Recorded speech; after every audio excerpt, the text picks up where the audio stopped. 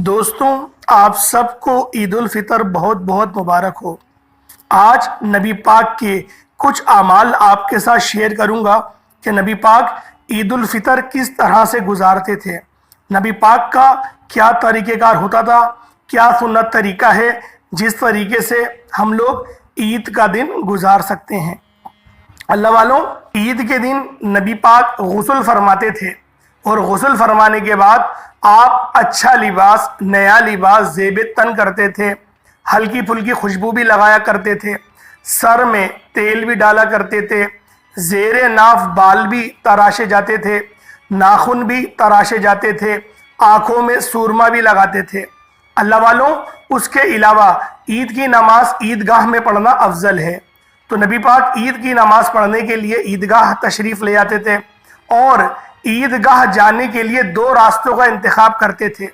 जिस रास्ते से ईद के लिए जाते थे, ईद की नमाज के लिए, दूसरे रास्ते से फिर घर आते थे। यानी कि एक ही रास्ते से हम लोग बाज़ औक़ात मस्जिद भी जाते हैं और उसी मस्जिद से घर भी आ जाते हैं, लेकिन ईद के दिन हमें दो रास्ते इख्तियार करने चाहिए। एक रास्ते से हम लोग मस्जिद जाएंगे, फिर दूसरे रास्ते से बेशक हमें दूसरी गली से आना पड़े, लेकिन हम दूसरी गली से आएंगे या दूसरी गली से जाएंगे। दो रास्तों का इंतखाब करना दुरुस्त है। उसके अलावा ईदगाह जाने के लिए किसी सवारी का इंतज़ाम मत करिएगा, कोशिश करें कि पैदल ही चले जाएं, क्योंकि नबी पाक सल्लल्लाहु अलैहि वसल्लम पैदल ही ईदगाह तशरीफ़ ले जाते थे।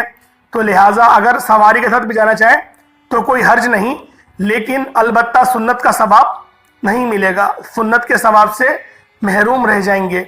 इसलिए कोशिश करें कि सुन्नत का आप लोगों को सवाब भी मिले, तो आप लोग सवारी का इंतज़ाम नहीं करें, खुद से चलकर पैदल आप लोग ईदगाह जाएं और ईदगाह में जाके जो बयानात होते हैं वो बयानात से भी अपनी ज़ात पाक को मुशर्रफ करें और फिर ईद उल फितर की नमाज भी पढ़ें। ईद उल फितर की नमाज पढ़ना वाजिब है और ये नमाज आपने हर हाल में पढ़नी होती है। उससे पहले आप लोग सदका फितर अदा करेंगे। सदका फितर अदा करने के बाद ही आपकी ईद की नमाज कबूल होगी। कोशिश करें कि ईद की नमाज आप लोग उससे पहले सदका फितर अदा कर दें। अगर आपका सदका फितर अदा ना हुआ तो आपकी ईद की नमाज भी कबूल व मंजूर नहीं होगी और आपके रोज़े भी ज़मीन और आसमान के दरमियान मुअल्लक रह जाएंगे।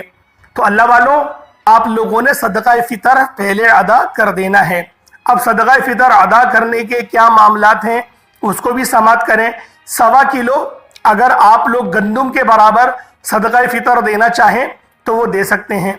कोशिश करें कि आपके जो इलाके में रेट चल रहे हैं आटे के, उसके मुताबिक आप लोग गंदुम के जो रेट बनते हैं 1.25 किलो के, उसके मुताबिक आप लोग सदका फितर एक बंदे का अदा कर सकते हैं।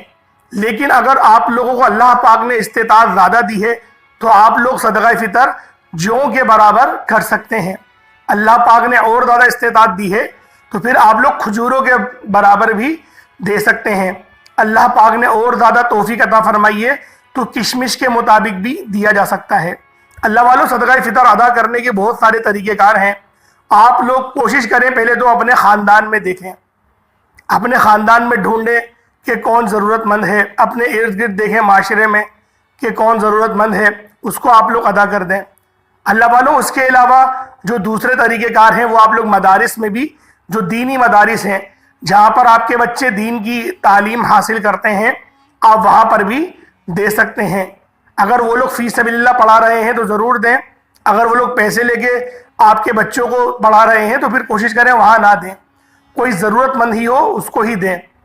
लेकिन सदका फितर अपने किसी खूनी रिश्ते को देना, जैसे अपनी माँ को देना, अपने बाप को देना, या फिर अपने भाई को देना, अपनी बहन को देना, ये अकाबिरीन के नज़दीक लानत वाला काम है कि अकाबिरीन ने कहा कि लानत है उस बेटे के ऊपर जो अपनी माँ को सदका फितर देता है, या अपने बाप को देता है, या अपने भाई को, या अपनी बहन को देता है, उस पर लानत करी गई है।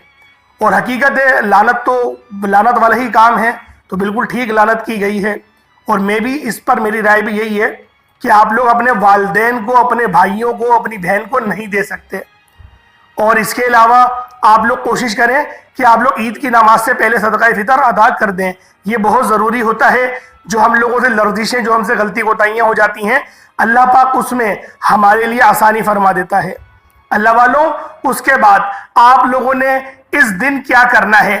زیارت قبور، یہ ایک چیپٹر ہے امام غزالی نے احیاء علوم کے اندر، یہ ایک چیپٹر ہے کہ زیارت قبور یعنی کہ اپنے والد یا والدہ یا اپنے دادا دادی یا اپنے لاوائقین یا اپنے رشتہ داروں کی قبر میں جانا کیسا ہے۔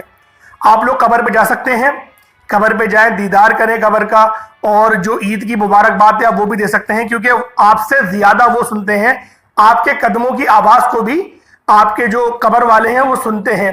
جو بہت سارے لوگ اس پہ روایت پیش کرتے ہیں کہ وہ ان کا معاملہ ختم ہو گیا، وہ سن نہیں سکتے، بخاری شریف کی حدیث ہے، ان کے قدموں کے بھی آہٹ بھی سنا کرتے ہیں۔ تو اللہ والوں زیارت قبور کے لیے جانا اچھا ہے، اس سے موت بھی یاد آتی ہے۔ اور ابھی آپ لوگ رمضان کا مہینہ گزار کے بیٹھے ہیں، تو اللہ پاک جب آپ لوگ ادھر جائیں گے تو آپ کو خوف طاری ہوگا، اور آپ لوگ اپنی زندگی کو بھی اپنی موت سے پہلے غنیمت جانیں گے۔ اللہ والوں ایک عمل بتاتا ہوں، امام غزالی رحمۃ اللہ تعالیٰ علیہ کا بتایا ہوا عمل ہے کہ جو شخص بھی 300 بار سبحان اللہ و بحمدہ، بس اتنا ہی، سبحان اللہ و بحمدہ صرف اتنا پڑھتا ہے، اللہ رب العالمین 300 بار پڑھنے والے کے جتنے بھی لواحقین ہیں ان کی قبور پہ 10,000 انوار جاری فرماتا ہے، 10,000 نور کی تجلیاں ان کی قبور پر نازل فرماتا ہے۔ اور جب وہ انتقال فرمائے گا، جس طریقے سے اگر میں نے پڑھا تو میرا جب انتقال ہوگا تو اتنے ہی انوار اللہ پاک میری قبور پر بھی نازل فرمائے گا۔ یہ عید کے تینوں دن آپ لوگ عید کے اس کو پڑھیں گے، انشاءاللہ العزیز آپ کو اس کے فیوز و برکات حاصل ہوں گے۔ عید کی نماز پڑھنے جانے سے پہلے آپ لوگوں نے سوئیاں، کوئی شیر گورما جو بنتا ہے عموماً طور پہ، اس لیے میں نے اس کا نام لیا، ورنہ نبی پاک کھجورے کھا کر جاتے تھے، 3 کھجورے کھا لیں، 5 کھجورے کھا لیں، یا پھر 7 کھجورے کھا لیں۔ عید کی نماز پڑھنے سے پہلے کھجورے کھا کر آپ لوگ کچھ میٹھا کھا کے پھر آپ لوگ جائیں۔ بہت سارے لوگ آ کر کھاتے ہیں، نبی پاک جاتے ہوئے کھاتے تھے، آتے ہوئے بھی کھا لیں، کوئی حرج نہیں، لیکن جو سنت کا ثواب ہے میں چاہ رہا ہوں آپ کو وہ بھی مل جائے، زیادہ سے زیادہ ثواب کے آپ لوگ متحمل ہو سکیں۔ آج کی یہ کوالٹی والی ویڈیو بنانے کا مقصد صرف یہ تھا کہ آپ لوگ زیادہ سے زیادہ ثواب سے مستفیض اپنے آپ کو کر سکیں۔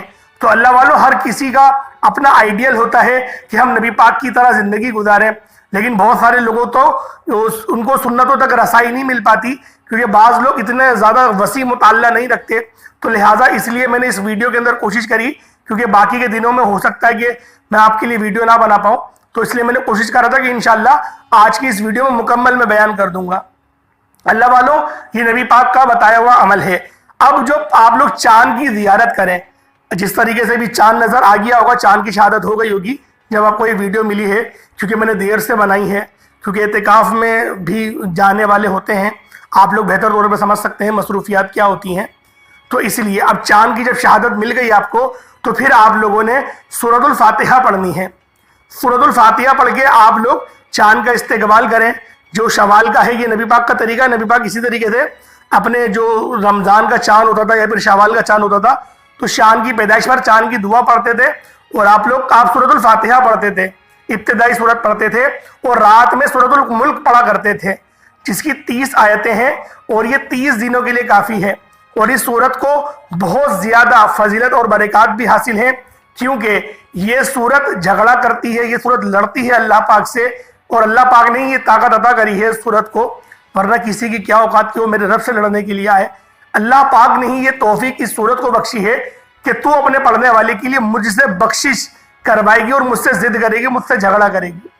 تو اللہ والوں آپ لوگ اس سورت کا بالخصوص اہتمام کریں، کم از کم 1 بار پڑھیں، زیادہ سے زیادہ آپ لوگ 10 بار 20 بار بھی پڑھ سکتے ہیں، لیکن کم از کم 3 بار یا 1 بار تو پڑھیں۔ 1 بار سے کم تو نہیں ہو سکتا، اور 3 بار تو کوشش کریں کہ آپ لوگ 3 بار پڑھ لیں۔ اللہ والوں اس رات میں اگر کوئی شخص جو صلاتن آیت کریمہ ہے، آیت کریمہ اگر کوئی شخص 11,000 مرتبہ پڑھ لیتا ہے، 11,000 ایک بہت لمبی تعداد ہے، ہر بندہ نہیں پڑھ سکتا، تو اس کو پڑھنے سے اس کی زکوٰۃ ادا ہو جاتی ہے۔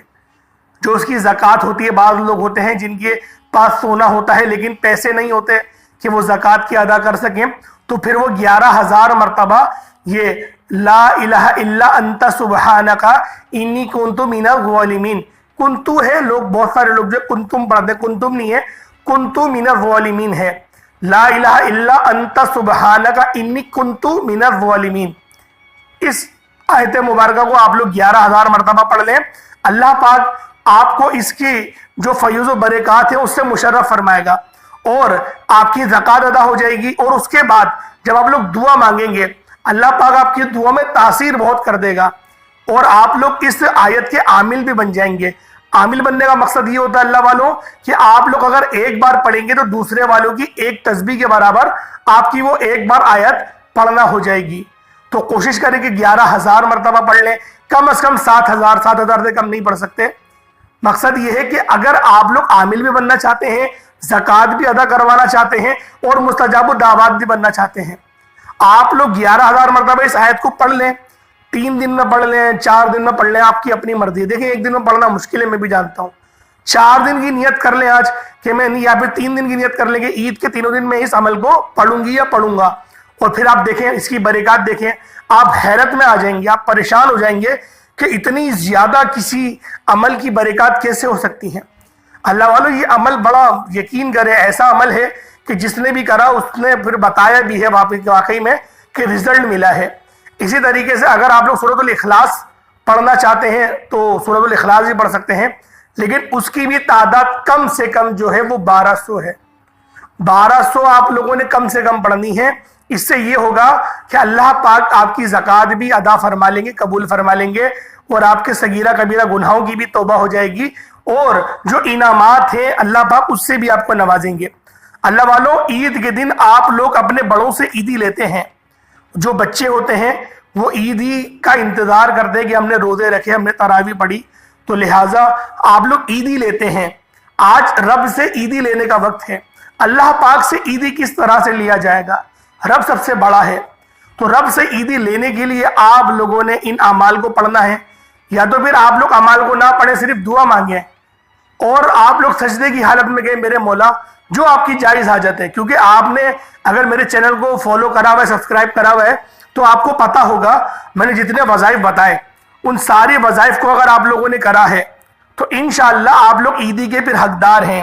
اگر آپ نے روزے بھی پورے رکھے ہیں, اگر کوئی میری بہن ہے یا میرا بھائی ہے تو وہ عیدی کا حقدار ہے, عیدی کا مستحق ہے. آپ لوگوں نے اللہ پاک سے عیدی مانگنی ہے. عیدی مانگنے کے بہت سارے طریقے ہوتے ہیں, اور میں چند ایک طریقہ آپ کے آگے رکھ دیتا ہوں. آپ لوگ 3 بار سورۃ الفاتحہ پڑھ لیں یا 7 بار پڑھ لیں, پھر آپ لوگ مانگنا شروع کریں کہ میرے مولا میں نے پورے مہینے محنت کری, تو میری مغفرت فرما, میری آل کی مغفرت فرما, میری اولاد کی مغفرت فرما. امت کے لیے دعا مانگیں, اور بھی بہت ساری آپ لوگ دعائیں کر سکتے ہیں. اللہ پاک انشاءاللہ سمجھنے کی توفیق عطا فرمائے. اور جو میں نے آپ کے لیے یہ ویڈیو بنائی سنت طریقے سے, نبی پاک کا بتایا ہوا عمل, نبی پاک کا بتایا ہوا طریقہ, اس ویڈیو میں نے بتانے کی کوشش کری. اللہ پاک ہم سب کا حامی و ناصر ہو. اللہ پاک ہمیں سمجھنے کی توفیق عطا فرمائے. اللہ پاک ہمیں عمل کرنے کی توفیق عطا فرمائے. اللہ پاک جس طرح سے ہم لوگوں نے رمضان کا مہینہ گزارا, اللہ پاک سارا سال ہمیں اسی طرح عبادات کرنے کی توفیق عطا فرمائے. انشاءاللہ پھر ملاقات ہوگی ایک نئی ویڈیو میں, ایک نئے وظیفے کے ساتھ. تب تک کے لیے اپنے بھائی کو اجازت دیں. السلام علیکم ورحمۃ اللہ وبرکاتہ.